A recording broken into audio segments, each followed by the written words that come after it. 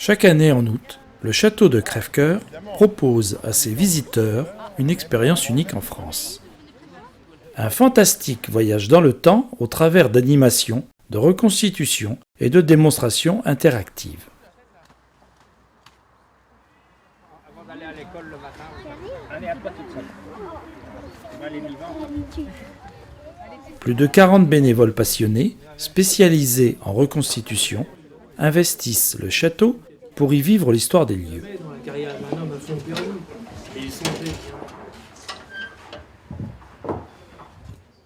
Costumes, objets, armes, outils ou ustensiles, techniques de fabrication ou de restauration et même l'alimentation, tout ici, issu de minutieuses recherches, authentiques ou reconstituées à partir d'iconographie, peinture ou photographie, fait l'objet de la plus grande rigueur historique possible.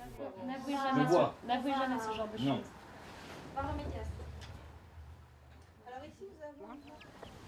Je vous présente Casimir. Même les animaux sont de race contemporaine de l'époque où les visiteurs sont invités à voyager. Un scénario original, chaque année différent, inspiré de faits historiques, rythme la vie du château entre complots et intrigues. Ça a développé, mais personnellement, j'y crois peu.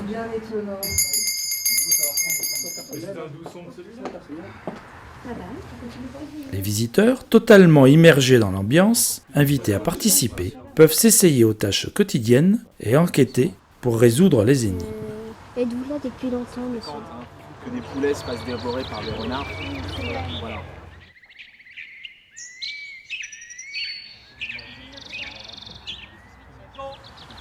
Des peintres qui ont décidé 1863, de braver les lois de l'Académie. les refusés. Nous sommes sous le Second Empire. La France est gouvernée sous le régime de la monarchie constitutionnelle par Napoléon III, empereur des Français depuis le 2 décembre 1852. En ce mois d'août 1863, Ignace Flubert le Masquerier de Boisgeoffroy, important négociant canet et grand amateur d'art, nous reçoit chez lui, au château de Crèvecoeur, et comme il est d'usage, présente le personnel à ses hôtes.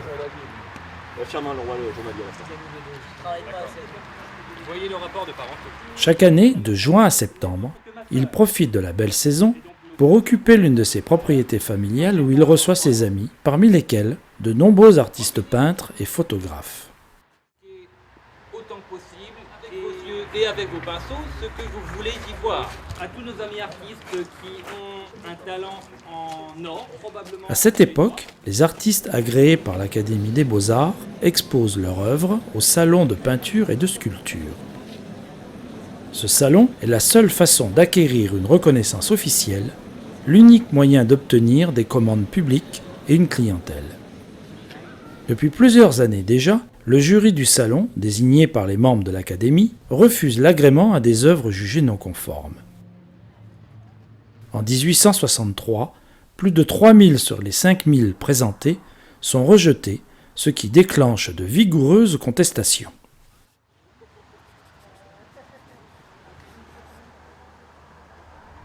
En avril, une semaine avant l'ouverture du salon officiel, l'empereur, informé du conflit, ordonne la création d'un salon des refusés qui se tiendra au Palais de l'Industrie.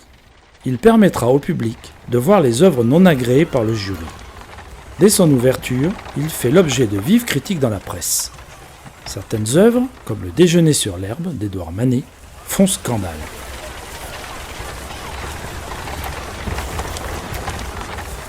Cette situation ne laisse évidemment pas indifférent Monsieur le Masquerier, satisfait de voir enfin la peinture moderne reconnue, même si elle est parfois controversée. Qui se targue un homme de son temps. Apprécier un peintre comme Manet, qui certes n'est point encore reconnu, mais il a déjà son œuvre, il a déjà ses quelques succès.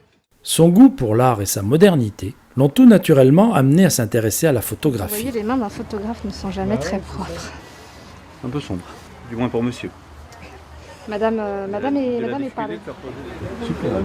C'est de conserve d'ailleurs que quelques-uns de ses amis, peintres impressionnistes issus du Salon des Refusés et photographes, se livrent dans le verger du château à une libre interprétation inspirée par Édouard Manet. Approchez-vous un tout petit peu, avancez un tout petit peu, Gerson. Avancer, c'est toujours vers l'avant, Gerson. Le procédé du collodion humide, inventé par l'anglais Frederick Scott Archer en 1851, est employé ici. Très populaire, il permet d'obtenir des clichés sur plaque de verre d'une grande finesse et de rendre une gamme de gris particulièrement étendue. Il présente toutefois un inconvénient majeur. Le négatif doit être préparé, exposé, puis développé en un temps très court. Cette technique va connaître une grande popularité jusqu'aux années 1880. On bouge plus.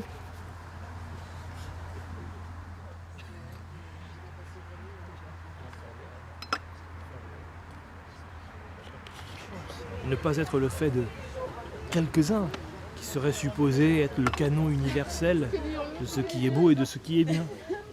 Absolument. Mais c'est pour ça qu'il y a le salon des refusés. Mais oui, bien sûr. Mais vous savez, à terme, il n'y aura plus de salon du tout. Ce seront des expositions permanentes, individuelles. Chaque artiste aura une galerie dans laquelle il exposera. Oui, oui. Mais pourquoi? Enfin, il pourra toujours y avoir des salons avec, Vous y croyez vraiment? avec des artistes mis en... Dans les cuisines du château, c'est l'effervescence.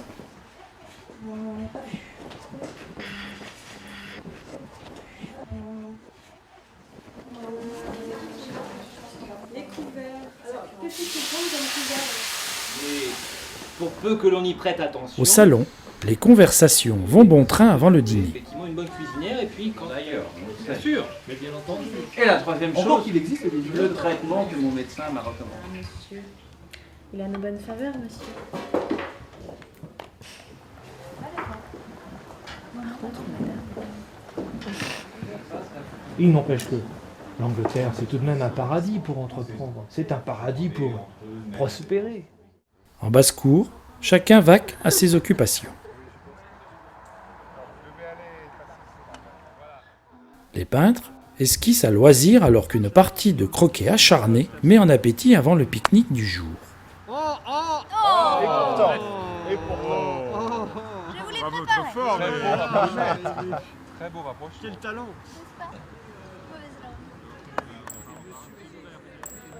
C'est la même.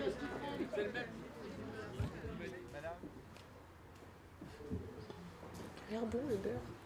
Vous espérez.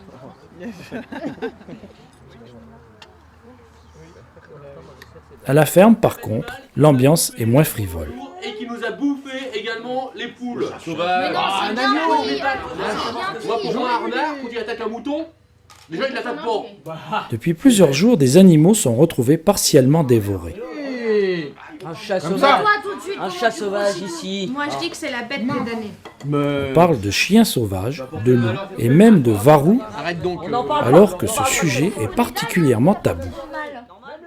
Le varou n'est autre que le nom donné au loup-garou, commun à de nombreux peuples dans le monde. Personnage de légende, mi-homme, mi-loup, il hante les campagnes à la nuit tombée. Ce mythe est l'une des plus anciennes croyances du 1er siècle à nos jours. Un mouton, à moitié mort retrouvé dans les douves. Enfin, à moitié mangé, complètement mort. Manger complètement mort. Moi je dis que c'est un loup, faut poser des pièges. Il n'y a rien il n'y a aucun animal qui puisse avoir fait ça. Enfin là, c'est vraiment...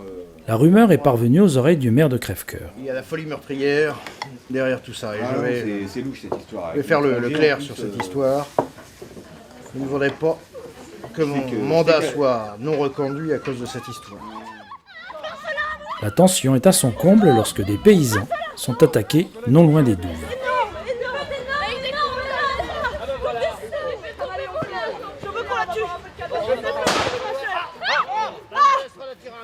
N'y allez pas, c'est dangereux. Devant la gravité de la situation, M. le Masquerier s'est adjoint les services d'un naturaliste de Paris et l'aide d'une aventurière de renom en la personne de Madame Lestrade, chasseur à la notoriété mondiale. Les gardes champêtres de Mésidon assurent la sécurité de la population. Non, car c'est pas beaucoup plus rassurant. Non. Les griffes ne correspondent pas du tout à des griffes de rat. Oui, enfin, vous êtes en train de me dire que le mouton a été rongé par la... Le mouton n'a pas été attaqué par un carnivore, mais par une espèce de rongeur. Et les gardes champêtres, vous leur avez donné les conclusions? Pour le moment.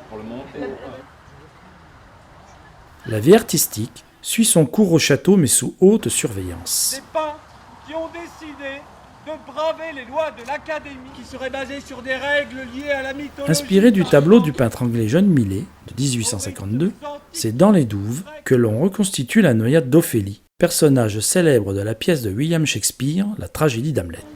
Dans la vraie histoire, elle meurt.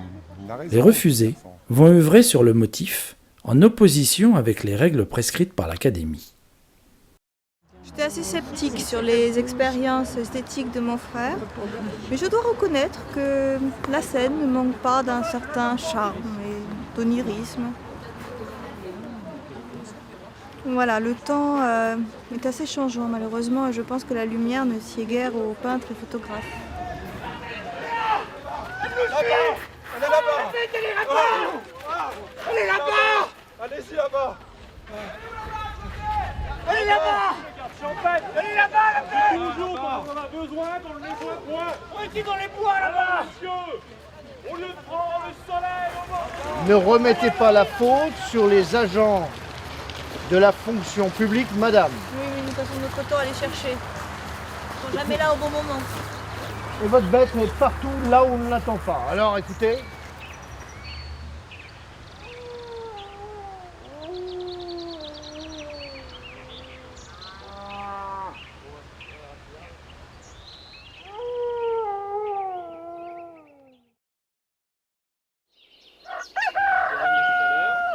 Ce matin, les nouvelles sont mauvaises. Oh, j'ai vu la Marie-Chaussée tout à l'heure. Plusieurs moutons ont été retrouvés mutilés. Le maire prend les choses en main. Madame Lestrade, votre fusil. Il organise une battue. Il faut mettre la bête hors d'état de nuire.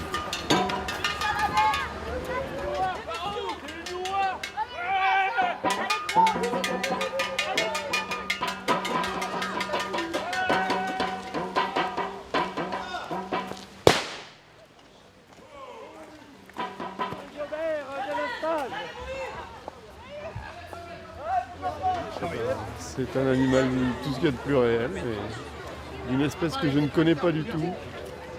Oh mon Dieu, mais qu'est-ce que c'est? Monsieur le naturaliste! La municipalité de D'avoir importé des ragondins géants, ah bah là vous pouvez faire le Pierre. Ça, il s'agit des édits là qui acceptent que des élevages d'animaux en provenance des États-Unis d'Amérique s'installent chez nous. Voilà. Un petit peu la peur que j'ai eue et puis au moins je pourrais aller laver le linge sans souci. C'est chose faite. La population est satisfaite et rassurée. Sinon moi j'avais peur, j'y allais plus hein. J'allais plus là-bas dans les On a eu du mal à la sortir. trop peur. Mais là, je discutais avec les gens de la région. Je me dis, c'est la première fois qu'on en voit des si gros. Puis surtout de cette couleur. Moi, j'avais bien mon grand-père qui m'en avait parlé, mais... Ce serait pas la première fois qu'on voit ça. Déjà, à l'époque du grand-père, il racontait que son père... À la ferme, on a du mal à croire qu'un ragondin ait pu faire autant de dégâts. Il n'y a que mon frère et moi qui croyons à cette histoire. La légende du Varou a encore de beaux jours devant elle. 1863 se termine finalement plutôt bien. 1864 sera riche en rebondissements. Monsieur Le Masquerier a décidé de retrouver le trésor oublié par les Anglais en 1449. Photographes, médiums et chercheurs d'or n'auront de cesse de fouiller l'antique manoir.